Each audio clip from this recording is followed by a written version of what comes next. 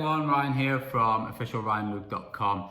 First and foremost, head over to the website if you want a bit more information about what we can do for you, and don't forget to hit the bell notification to subscribe to the channel.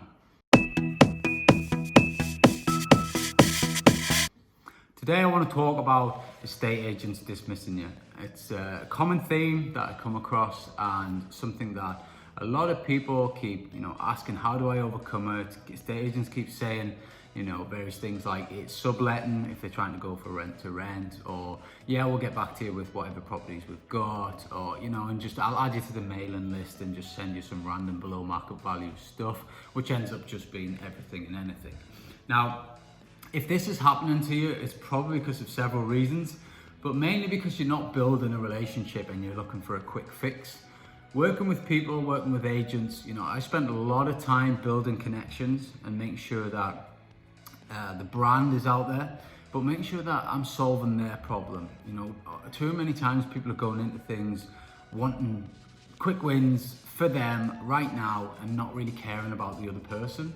If you actually focus on building relationships with estate agents, and specifically not estate agents as a whole, but a specific person in that agency, if you harvest that relationship consistently over a period of time, you'll start to get a lot better results. You'll stop hearing, no, we don't do that, or sorry, we can't help, or our landlords aren't interested in that.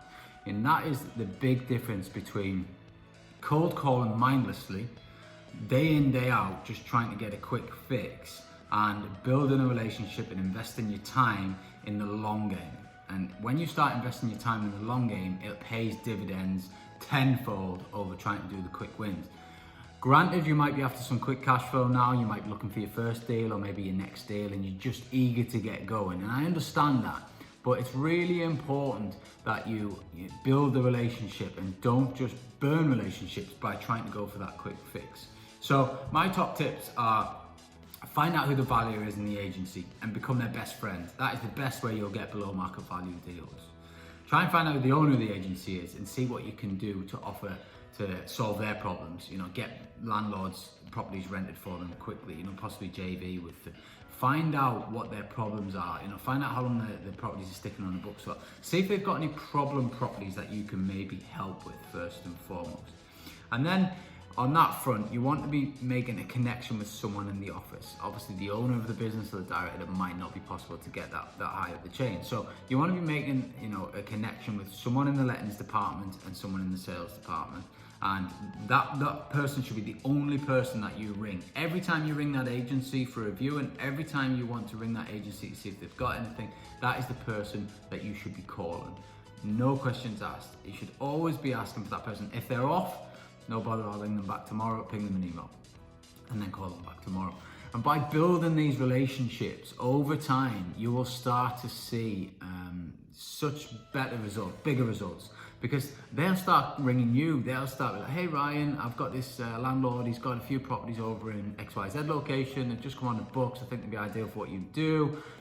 Would you like to come and have a look at them? Or, hey Ryan, there's a property just come on, it's perfect for you, it's a full refurb, it needs probably 10-15 grand spending on it. I think, we could maybe get the price to suit. I know you're a cash buyer, so you move quickly, blah, blah, blah. That's exactly what they're looking for.